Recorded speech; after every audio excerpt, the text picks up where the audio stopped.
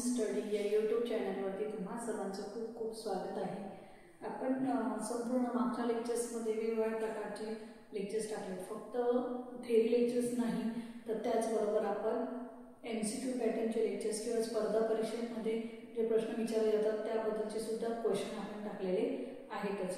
तर आजचा जो आपला लेक्चर्स आहे तो आहे संपूर्ण मागणीचा संकोच, म्हणजे मागणीमध्ये कशा प्रकारे बदल होतो।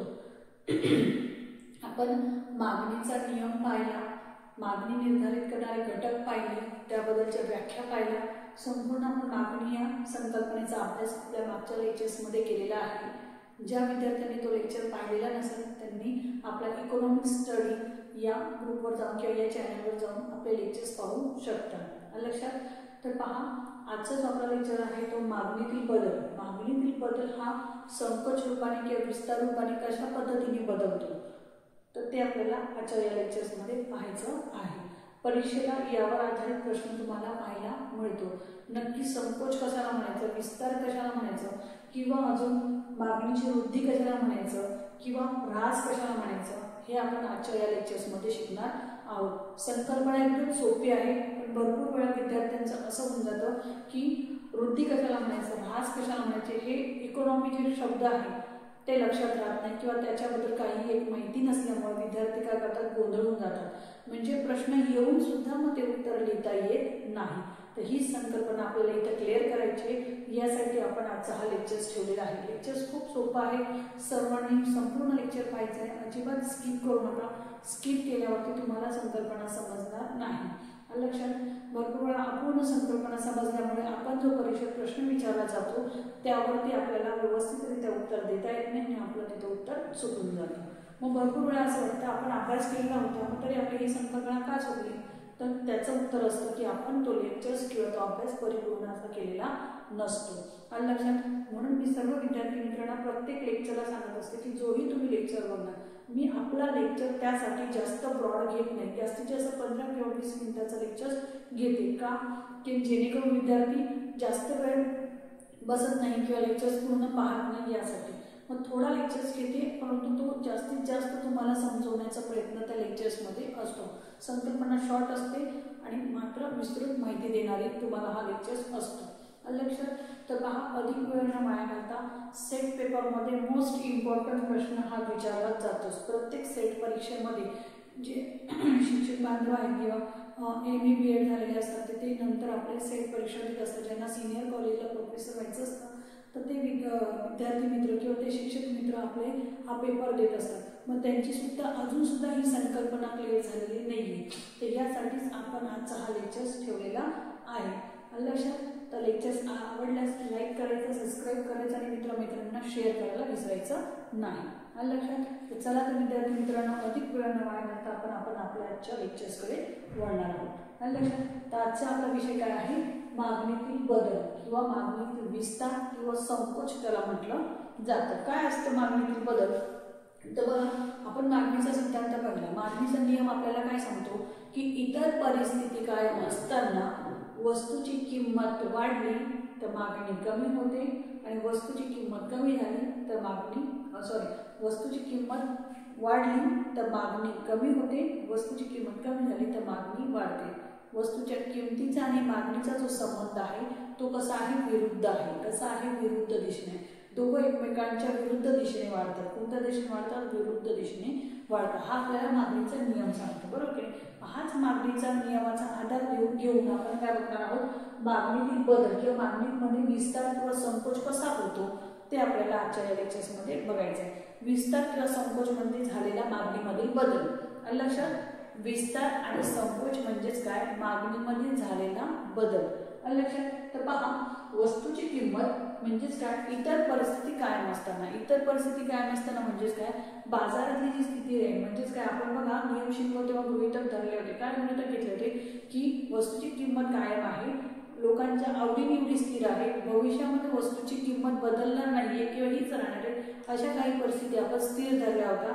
लोकांचे उत्पन्न स्थिर आहे, लोकांच्या आवडीनिवडी फॅशन स्थिर आहे असं आपण धरलेलं होतं। म्हणजेच काय, इतर परिस्थिती कायम असताना जेव्हा वस्तूची किंमत जर वाढते, वस्तूची किंमत जर वाढली तर वस्तूच्या नगसंख्येला असलेली मागणी कशी होते तर ती संकोचते. ती काय होते? मागणी संकोचते. वस्तूची किंमत वाढली तर मागणी, वस्तूच्या नगसंख्येसाठी असलेली मागणी काय होते? संकोचते. संकोचते म्हणजे कमी होते. आलं लक्षात तुम्हाला? वस्तूची किंमत वाढलेली असते तेव्हा मागणी, वस्तूच्या नगसंख्येला असलेली मागणी संकोचते म्हणजेच काय असते? कमी होते. लक्षात? संकोचते म्हणजेच काय असते? कमी होत असते. समजते तुम्हाला? आणि त्याच उलट जर वस्तूची किंमत कमी झाली, वस्तूची किंमत कमी झाली तर मागणीच्या नगसंख्येत काय होत जातं? विस्तार होत जातो. मागणीच्या नगसंख्येत काय होत जातो? विस्तार होत जातो. हा लक्षात? याला म्हटलं तर मागणीचा संकोच आणि मागणीचा विस्तार. कळालं तुम्हाला? संकल्पना क्लिअर झाली? एकदम साधी आणि सोपी आहे. लक्षात? पुन्हा एकदा सांगते बघा.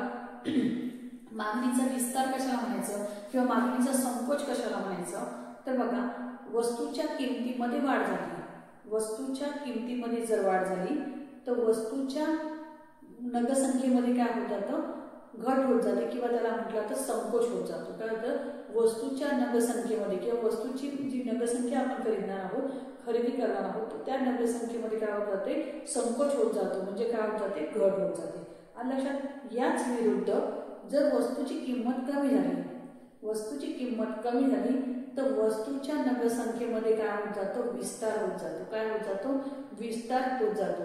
यालाच काय म्हटलं जातं? मागणीतील बदल म्हटलं जातं. आलं लक्षात? मागणीतील बदल याला म्हटलं जातं. आपण काय पाहिलं? मागणीचा संकोच आणि विस्तार पाहिला. तर तो कशा पद्धतीने होतो ते आपण आता आकृतीच्या सहाय्याने पाहूया. आपण तर आता संकल्पना तर समजून घेतली, परंतु आपण आकृतीच्या सहाय्याने अजून आपल्याला चांगल्या रीतीने लक्षात राहील. मी आकृती अगोदरच काढून घेतलेली आहे का? कारण की वेळ आपला इथे जास्त जायला नको किंवा तुम्हाला जास्त हे लेक्चर लॉंग वाटायला नको किंवा तिथं माझा म्हणजे टाइमपास तर नाही होणार. तुम्ही तिथे टाइम घातला तर तुम्ही तिथं बोर होता. तर असं व्हायला नको यासाठी मी पहिलेच आकृती काढून ठेवलेली आहे. आले लक्षात? तर चला आपण आता आकृतीकडे वळूया. आपण काय बघतो आहे? मागणीतील बदल, विस्तार आणि संकोच कशा पद्धतीने होतो बघा. आपण सुरुवात केला की हा आपला कोणता अक्ष आहे? हा OY अक्ष आहे. कोणता अक्ष आहे? O आणि Y अक्ष आहे. आणि हा आपला जो आहे तो कोणता आहे? OX अक्ष आहे. कोणता अक्ष आहे? OX अक्ष आहे. OX अक्षावरती आपण काय दाखवले आहे? वस्तूच्या मागणीची नगसंख्या. काय दाखवले आपण? वस्तूच्या मागणीची नगसंख्या दाखवलेली आहे. आणि OY अक्षावरती आपण काय दाखवलेली आहे? वस्तूची किंमत दाखवलेली आहे. काय दाखवली आहे? वस्तूची किंमत दाखवलेली आहे. पहा, सुरुवातीला आपण वस्तूची किंमत OP असताना, वस्तूची किंमत OP असताना वस्तूची मागणी काय आहे? OQ एवढी आहे. कोणती मागणी आहे? OQ एवढी मागणी केली जाते. वस्तूची किंमत OP असताना वस्तूला मागणी किती केली जाते? OQ एवढी मागणी केली जाते. आलं लक्षात? हे आपण पाहिलं. जर समजा वस्तूची किंमत P1 पासून P1 पर्यंत वाढली, ही काय झाली? वस्तूची किंमत काय झाली? वाढली.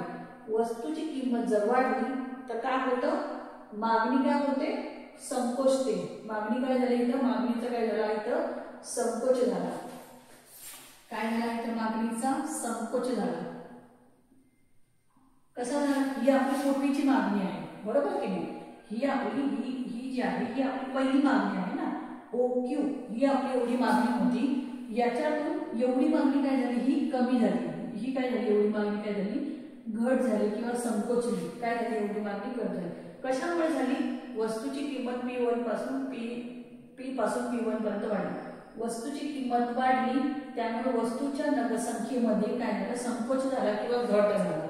आलं लक्षात तुम्हाला? वस्तूच्या नगसंख्येमध्ये घट झाला. कारण की व्यक्तीचं उत्पन्न स्थिर आहे परंतु वस्तूची किंमत मात्र वाढलेली आहे, बरोबर की नाही? वस्तूची किंमत वाढल्यामुळे काय झालेला? हा संकोचित झालेला आपल्याला दिसून येतो. आलं लक्षात? अजून पुढे बघूया आपण. आता मागणीचा संकोच पाहिला, आता आपल्याला विस्तार व्हायला. बघा, वस्तूची किंमत P पासून P2 पर्यंत कमी झाली. ही इथं काय झाली? ती किंमत वाढली होती, वाढ, बरोबर. आणि इथं काय होते? इथे किंमतीमध्ये काय झालेलं आहे? घट झालेली आहे. किमतीमध्ये काय झालं? इथं घट झाली. P पासून P1 पर्यंत P पासून P2 पर्यंत इथं काय झालं? घट झाली. P पासून P2 पर्यंत काय झालेलं आहे? घट झालेला आहे.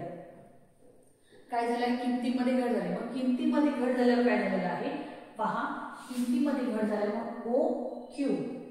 ओ क्यू एवढी काय झालेली आहे म्हणजे क्यू सुरुवातीची आपली मागणी किती होती ओ क्यू एवढी होती केवढी होती ओ क्यू एवढी होती वस्तूची किंमत कमी झाली म्हणून काय झालेलं आहे क्यू पासून Q2 पर्यंत काय झालेली वाढ झालेली आहे किंवा याला विस्तार असं म्हटलं तर काय म्हटलं तर विस्तार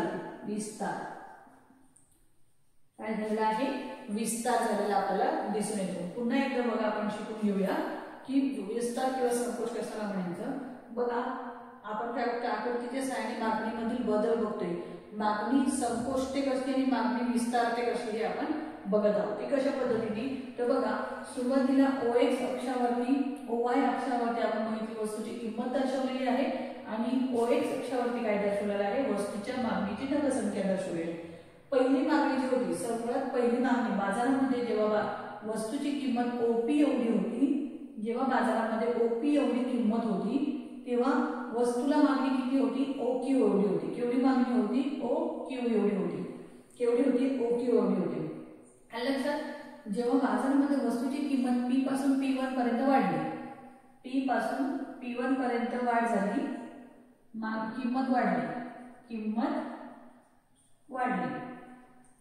किंमत वाढीचा परिणाम काय झाला किंमत वाढली त्याच्यामुळे Q पासून Q1 पर्यंत ही झाले काय झाले संकोच झाला नगसंख्येच्या वस्तूच्या नगसंख्येचा काय झालेला आहे वस्तूच्या नगसंख्येमध्ये काय झाले नगसंख्येमध्ये संकोच झालेला आहे काय झाले संकोच झाला म्हणजेच काय झालं घट झाली आता दुसरं बघून घेऊ आपण वस्तूची किंमत P पासून P2 पर्यंत कमी झाली P पासून P2 पर्यंत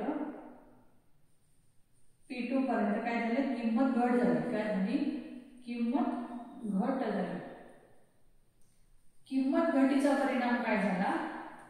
किंमत घटीचा परिणाम काय झाला मागणी जी OQ एवढी होती त्याच्यामध्ये वाढ झालेली आहे किती वाढ झाली Q2 पर्यंत वाढ झाली किती वाढ झाली म्हणजे ती विस्तारली वाढ झाली म्हणजेच काय झालेले विस्तारली वस्तूच्या नगसंख्येमध्ये काय झालेला आहे विस्तार झालेला आहे काय झालेला आहे हा विस्तार झालेला आपल्याला दिसून येतो बघा इथं विस्तार दिसून येतोय तुम्हाला हा जो होता हा काय झालेला होता संकोच होता आणि हा इकडे झालेला होता तो विस्तार होता लक्षात बघा आपण त्या आकृतीच्या सहाय्याने पूर्ण हा जो आपला DD जो मागणी वक्र आहे तो इकडचा जो आहे हा जो गॅप आहे हा काय आहे मागणीचा संकोच आहे आणि मागणीचा विस्तार कोणता इथून सुरू होतो हा जो झालेला आहे हा मागणीचा विस्तार झालेला आलं लक्षात तुम्हाला समजलं इथपर्यंत मागणीतील बदल माझ्या मते नक्कीच तुम्हाला व्यवस्थितरित्या समजलेलं असं काहीच अडचण इथं नाहीये संकोच म्हणजे घट असते आणि विस्तार म्हणजे वाढ असते आलं लक्षात ही संकल्पना क्लिअर करून ठेवायची की जेणेकरून आपल्याला परीक्षेला काहीही प्रॉब्लेम येणार नाही विस्तार म्हणजे काय असतं वाढ असते संकोच म्हणजे घट असते वस्तूची किंमत जास्त असताना वस्तूला मागणी कशी केली जाते कमी केली जाते म्हणजेच काय मागणी संकोचते आणि वस्तूची किंमत कमी झाली म्हणजे मागणी वाढते म्हणजे मागणीचा काय होतो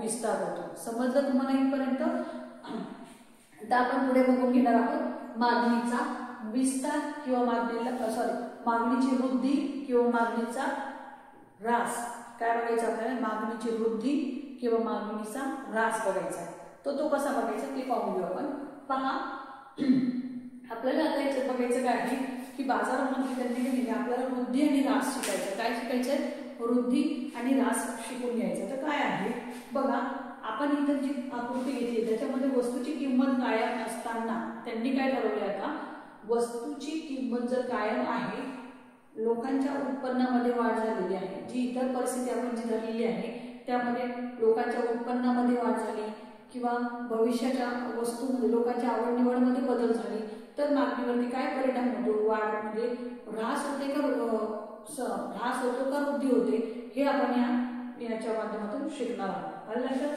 बघा वस्तूची किंमत काय आहे कायम आहे वस्तूची किंमत कायम आहे आता आपल्याला काय शिकायचं आहे मागणीची वृद्धी किंवा ह्रास काय बघत आहोत आपण मागणीची वृद्धी किंवा ह्रास परीक्षेला याच्यावर पण आधारित प्रश्न विचारलाच जातो लक्षात सोपी संकल्पना आहे ही पण वृद्धी म्हणजे काय असते वाढ असते आणि ह्रास म्हणजे काय असतं घट असते वृद्धी म्हणजे काय असतं? वाढ असते. वृद्धी म्हणजे काय असतं? वाढ. वाढ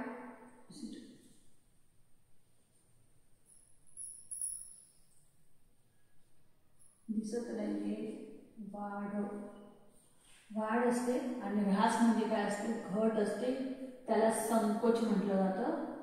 संकोच, वृद्धी, ऱ्हास, विस्तार. विस्तार हे नाव लक्षात ठेवायची आहे. आलं लक्षात तुम्हाला? पहा, जर वस्तूची किंमत कायम असताना, वस्तूची किंमत काय आहे? ओपी एवढी काय आहे? कायम आहे. वस्तूची किंमत ना वाढते आहे ना कमी होते? वस्तूची किंमत जर कायम आहे तर काय होत आहे? वस्तूची किंमत कायम असताना लोकांच्या उत्पन्नामध्ये वाढ झाली. काय सांगते नीट लक्षात घ्या. वस्तूच्या लोकांच्या उत्पन्नामध्ये वाढ झाली. लोकांच्या पगार किंवा वेतनामध्ये वाढ झाली तर लोकांची खरेदी शक्ती काय होणार आहे? वाढणार आहे. लोकांची जर खरेदी शक्ती वाढली किंवा वेगवेगळ्या वस्तू, पर्यायी वस्तू खरेदी करतील किंवा नाहीतर मजुरी करतील, म्हणजेच काय झालं? म्हणजे मग मागणीची काय होत जाते? मागणीमध्ये काय होत जातं? वृद्धी होत जाते. मागणीमध्ये काय होत जातं? वृद्धी होते. सुरुवातीची आपली मागणी किती आहे? वस्तूची किंमत ओपी एवढी असताना, वस्तूची किंमत ओपी एवढी आहे, ओपी एवढी असताना वस्तूला केली जाणारी मागणी किती आहे? ओ क्यू एवढी आहे. केवढी आहे? ओ क्यू एवढी आहे. आता वस्तूची किंमत कायम आहे. वस्तूची किंमत कायम आहे. वस्तूमध्ये बदल होत नाही. वस्तूच्या किमतीमध्ये वाढही होत नाही आणि घटही होत नाही. इथं दिसतोय का अजून दुसरा कोणता बिंदू? दिसत नाहीये. म्हणजे वस्तूच्या किमतीमध्ये वाढही होत नाही, घटही होत नाही, ती स्थिर आहे. वस्तूची किंमत स्थिर आहे. मात्र लोकांच्या उत्पन्नामध्ये काय झालेली आहे? वाढ झालेली आहे. लोकांचं वेतन वाढलेलं आहे, मजुरी वाढलेली आहे, लोकांकडे पैसा जास्त आलेला आहे. मग लोक काय करतात? लोकांची खरेदी शक्ती वाढवतात. लोकांची खरेदी शक्ती वाढते. लोक काय करतात? भविष्याच्या तरतुदीसाठी जास्तीच्या वस्तू खरेदी करतात. म्हणजेच काय? मग मागणी काय होईल? मग मागणी वक्र कुठे जाईल? मग मागणी वक्र हा कुठे जाणार आहे? वाढणार आहे. क्यू पासून Q1 पर्यंत काय झालेलं आहे? मागणी वक्र इकडे सरकलेला आहे, इकडच्या दिशेने सरकलेला आहे. आता लक्षात, ही काय झालेलं आहे? याला म्हटलं तर मागणीमध्ये झालेली वृद्धी. काय झालेलं आहे? मागणीची वृद्धी झालेली आहे. सुरुवातीची मागणी किती होती? O Q. क्यू पासून Q1 पर्यंत लोकांच्या उत्पन्नामध्ये वाढ झाल्यामुळे काय झालेली आहे? वृद्धी घडून आलेली. ही काय झालेली आहे? वृद्धी घडून आलेली आहे. येत्या लक्षात याला म्हटलं तर वृद्धी, मागणीमध्ये झालेली वृद्धी. आलं लक्षात? अजून दुसरं उलट आपण घेऊया. म्हणजे मागणी वक्र टी पासून T1 पर्यंत काय गेला? वरच्या दिशेने सरकला. कुठल्या दिशेने सरकला? वरच्या दिशेने सरकला. येते लक्षात तुम्हाला? त्याचबरोबर बघा, वस्तूची किंमत स्थिर असताना, आता आपण दुसरा पॉईंट शिकतोय. वस्तूची किंमत स्थिर असताना जर लोकांच्या उत्पन्नामध्ये घट झाली, लोकांच्या उत्पन्नामध्ये घट झाली, येत्या लक्षात, जसं लोकांना रोजचं उत्पन्न जर मिळायचं, एखाद्या व्यक्तीला मजुरी रोजची पहिला 50 रुपये मिळायचे पहिला, आणि आता लोकांच्या उत्पन्नामध्ये म्हणजे मजुरीमध्ये घट झाली. 50 वरून 40 वर्ष त्यांची मजुरी, रोज त्यांना 40 रुपये मजुरी मिळाली. मग 40 रुपये मजुरी मिळाली म्हणजे त्यांच्या उत्पन्नामध्ये जर घट झाली तर उत्पन्नामध्ये घट झाल्यामुळे त्यांची मागणीमध्ये काय होत जाते? घट होत जाते. ते काय करतात? मग त्यांच्या मागणीमध्ये बदल करतात, म्हणजे घट करतात. म्हणजेच काय? इतर वस्तूच्या किमती वाढल्या आहेत, सगळीकडे किमती वाढल्या आहेत, परंतु लोकांचं उत्पन्न वाढलंय का? वाढलेलं नाही. उलटून ते घट झालेलं आहे. घट झाल्यामुळे काय झालेलं आहे? त्यांची मागणी घटली आहे. म्हणजेच काय झालेली आहे? ऱ्हास झालेला आहे. काय झालंय? मागणीचा काय झालेला आहे? ऱ्हास झालेला आहे. म्हणजेच काय? जेवढे लोक, किंमत जशीच्या तशीच आहे, वस्तूची किंमत काय आहे? जशीच्या तशीच आहे, परंतु लोकांच्या उत्पन्नामध्ये काय झालेले? घट झाले. लोकांच्या उत्पन्न घट, लोकांची खरेदी शक्ती ही कमी झालेली आहे. लोकांची खरेदी शक्ती कमी झालेली आहे. म्हणजेच काय? पूर्वी लोक कितीला मागणी करत होते?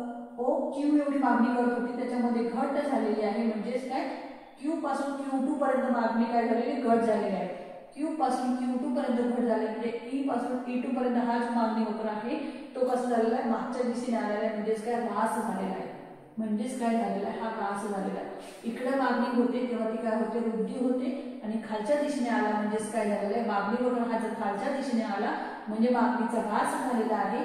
आणि जर मागणी वक्र वरच्या दिशेने गेला म्हणजे मागणीची काय झालेली आहे? वृद्धी झालेली आपल्याला दिसून येते. मागणी वक्र जर खालच्या दिशेने आला तर याला काय म्हटलं जातं? मागणीचा ऱ्हास म्हटलं जातं. काय म्हटलं जातं? मागणीचा ऱ्हास झालेला आहे. बघा, E पासून E2 पर्यंत जो झालेला आहे तो काय झाला? याला म्हटलं जातं मागणीचा ऱ्हास. आणि ई पासून E1 पर्यंत जेव्हा वाढली तेव्हा म्हटलं जातं मागणीची वृद्धी झालेली आहे. काय झालेली आहे? मागणीची वृद्धी झालेली आहे असं आपल्याला म्हणता येईल. लक्षात तुम्हाला इथं काही तुम्हाला अडचण? माझ्यामध्ये एकदम सोपा चॅप्टर आहे म्हणून काहीच अडचण आलेली नसेल. मागणीचा ह्रास आणि वृद्धी समजली तुम्हाला? ह्रास म्हणजे काय असतं? घट असतं किंवा त्याला संकोच म्हटलं जातं. लोकांचं उत्पन्न वाढलं म्हणजे लोकांची खरेदी शक्ती वाढते. लोकांची खरेदी शक्ती वाढली म्हणजेच काय होतंय? मागणी मध्ये वृद्धी घडून येते. मागणीमध्ये काय घडून येते? वृद्धी घडून येते. एवढं लक्षात ठेवायचं. वस्तूची किंमत कायम असताना लोकांच्या उत्पन्नामध्ये घट झाली. वस्तूची किंमत कायम असताना लोकांच्या उत्पन्नामध्ये जर घट झाली, लोकांची खरेदी शक्ती कमी होते. लोकांची खरेदी शक्ती कमी झाली म्हणजेच काय? मागणीचा ह्रास झाला. म्हणजेच काय झाला? मागणीचा ह्रास झाला. ह्रास झाल्यावरती मागणी वक्र हा खालच्या दिशेने येतो. लक्षात? मागणी वक्र हा खालच्या दिशेने आला आणि जर मागणीमध्ये वाढ झाली किंवा वृद्धी झालेली असेल तर मागणी वक्र वरच्या दिशेने जातो. येते लक्षात तुम्हाला?